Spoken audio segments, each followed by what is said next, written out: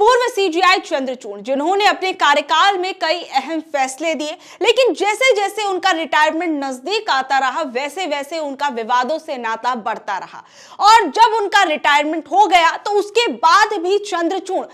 खबरों की सुर्खियों में छाए रहे और अब फिर एक बार चंद्रचूड़ खबरों की सुर्खियों में आ गए हैं। दरअसल चंद्रचूड़ के कुछ फैसलों पर कुछ लोगों ने अपनी आपत्ति दर्ज कराई है और उनके उन फैसलों को याद कर रहे हैं, जिनकी वजह से आज कुछ लोगों का कहना है कि उन्हें परेशानी का सामना करना पड़ रहा है। दरअसल पूर्व सीजीआई ने ज्ञानवापी परिसर को लेकर अपना एक फैसला दिया था, जिसमें ज्ञानवापी परिसर के अंदर जो पुरातत्व विभाग है उसको सर्वे करने की अनुमति दे दी गई थी। अब इस फैसले को लेकर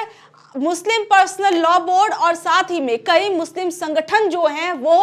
पूर्व सीजीआई के इस फैसले की आलोचना कर रहे हैं और कई आरोप लगा रहे हैं। उनका कहना है कि एक तरीके से उन्होंने जब ये फैसला दिया तो उसके बाद जो है अब ऐसे जो निचली कई अदालतें हैं वो भी अपना ऐसा फैसला सुना रही है, जिसके कारण लोग अब मस्जिदों के नीचे मंदिर को ढूंढ रहे हैं। क्योंकि अभी हाल फिलहाल में जिस तरीके से आपने देखा होगा संभल के अंदर हिंसा हुई, किस तरीके से वहां पर 5 लोगों की जान चली गई। हालांकि पुलिस ने कहा कि वहां पर 4 लोगों की जान गई है, लेकिन कुछ लोगों का कहना है कि उस हिंसा के चलते 5 लोगों की जान चली गई। और यहां तक कि समाजवादी पार्टी का एक डेलीगेशन जब कल वहां पर उनके पास मिलने के लिए जा रहा था, संभल हिंसा को देखने के लिए जा रहा था कि वहां पर जो पीड़ित लोग हैं वो किस हाल में हैं या फिर जो भी चीजें थी, एक तरीके से वहां पर वो जाना चाहता था, लेकिन सरकार ने उन्हें रोक दिया। और अब संभल जैसी हिंसाओं को लेकर अब कई मुस्लिम पक्षकार जो हैं, कई मुस्लिम पर्सनल लॉ बोर्ड के लोग जो हैं, कई मुस्लिम संगठन के लोग जो हैं वो चंद्रचूड़ के एक फैसले को याद कर रहे हैं और उस फैसले पर सवाल उठा रहे हैं।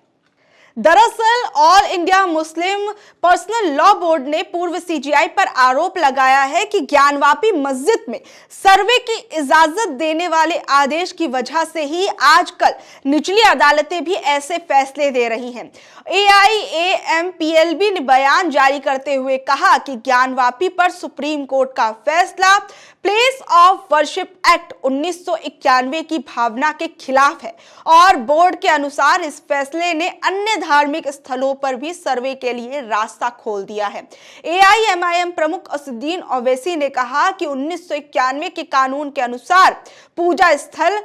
की स्थिति नहीं बदली जा सकती, फिर इन सर्वों का क्या मतलब है। वहीं समाजवादी पार्टी के सांसद जिया उर रहमान बर्क और मोहिबुल्लाह नदवी ने चंद्रचूड़ की आलोचना करते हुए कहा कि उनके फैसले से धार्मिक स्थानों के विवाद बढ़ने की संभावना है और सुप्रीम कोर्ट को इस पर संज्ञान लेना चाहिए और इन सर्वेक्षणों को रोकना चाहिए।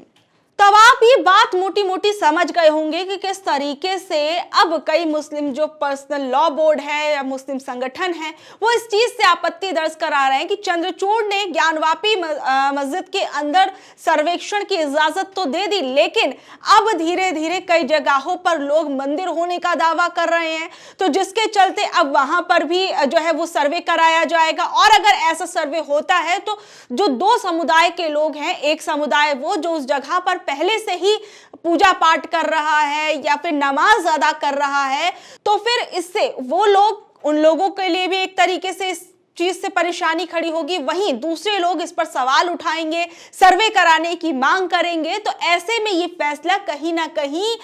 परेशानी खड़ी कर सकता है, हिंसा का कारण बन सकता है। और ठीक वैसा ही अभी संभल के हिंसा के मामले में देखा गया कि किस तरीके से वहां पर दूसरे दौर का सर्वे हो रहा था और जिस कारण से वहां पर एक ये हिंसा भड़क गई और इतना रौद्र रूप इस हिंसा ने ले लिया कि पुलिस प्रशासन पूरी तरीके से इस हिंसा को रोकने में नाकामयाब नजर आया और 4 लोगों की जान चली गई। अब जिन लोगों को ये नहीं मालूम कि 1991 का वो वर्शिप एक्ट कौन सा है, वो मैं आपको बता देती हूँ, जिसकी अभी असदुद्दीन ओवैसी ने भी बात की थी। तो आप वो समझिए कि वो एक्ट क्या कहता है और अब उस एक्ट को लेकर कह रहे हैं कि उस एक्ट के अनुसार आप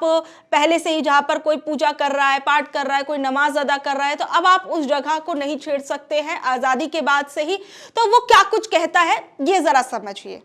दरअसल 1991 का पूजा स्थल अधिनियम ये कहता है कि सभी धार्मिक स्थल उसी स्थिति में रहेंगे जैसे वो 15 अगस्त 1947 को थे। ये अधिनियम धार्मिक स्थलों के मामले में यथास्थिति कायम रखने का आदेश देने के साथ ही इसकी भी अनुमति देता है कि किसी भी स्थल का धार्मिक स्वरूप जानने के लिए उसका सर्वे हो सकता है। इसी के चलते पहले वाराणसी में, फिर ज्ञानवापी परिसर का सर्वे हुआ और अब फिर धार मध्य प्रदेश में भी भोजशाला परिसर का।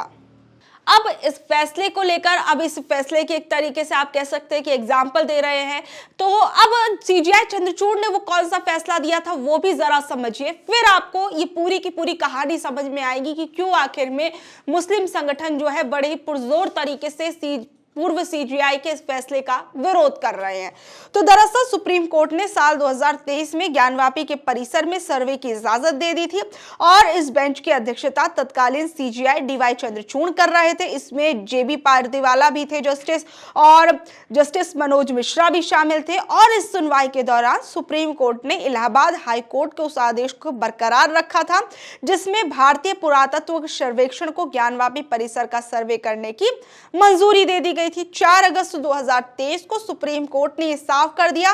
कि नॉन इन्वेसिव तकनीकों के तहत ही ये किया जाएगा। और इसके मकसद के बारे में यह भी कहा गया कि इसका मकसद ये साफ करना था कि ये मस्जिद किसी मंदिर को तोड़कर बनाई गई थी या नहीं।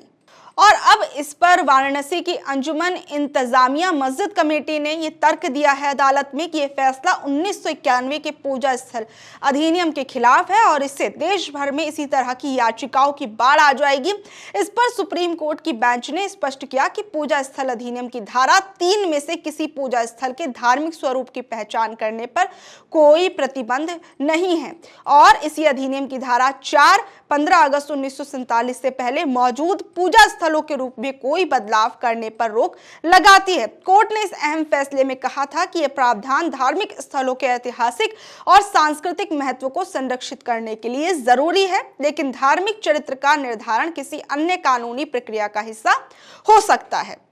और जब ये पूरे के पूरे इस फैसले पर अब जो है मुस्लिम पर्सनल लॉ बोर्ड, कई मुस्लिम संगठन आपत्ति जता रहे हैं कि अब तो भैया कोई भी आकर कह देगा कि इस मस्जिद के नीचे जिस पर हम इतने सालों से जो है अपनी नमाज अदा करते आ रहे थे, तो अब उस पर कोई भी आकर कह देगा कि इसके अंदर नीचे मस्जिद है। और अभी हाल फिलहाल में जो अजमेर शरीफ की दरगाह है वहां पर भी ये कहा गया कि वहां पर भी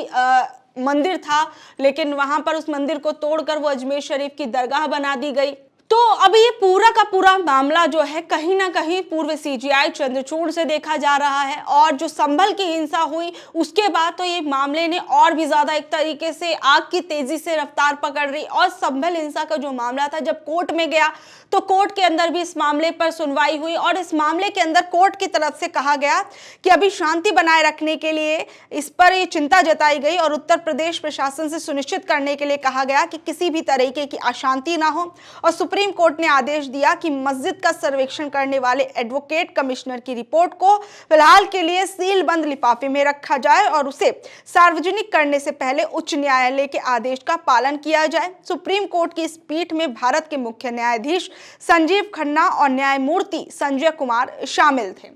अब बहरहाल जिस तरीके से सीजीआई चंद्रचूड़ के इस जो फैसला दिया था अब उसकी कई जगह पर जमकर आलोचना हो रही है, तो इस पर आप लोगों का क्या कुछ सोचना है? क्या वाकई में अब उस फैसले से कहीं ना कहीं आज के समय में या फिर आने वाले समय में बड़ा प्रभाव पड़ सकता है और अब जो है इस फैसले पर पुनर्विचार भी किया जाना चाहिए, या फिर आपको क्या कुछ लगता है? नीचे दिए गए कमेंट बॉक्स में जरूर बताइएगा और ऐसी अपडेट से जुड़े रहने के लिए देखते रहिए ऑनलाइन न्यूज़ भारत। मैं आपके साथ शालिनी, धन्यवाद।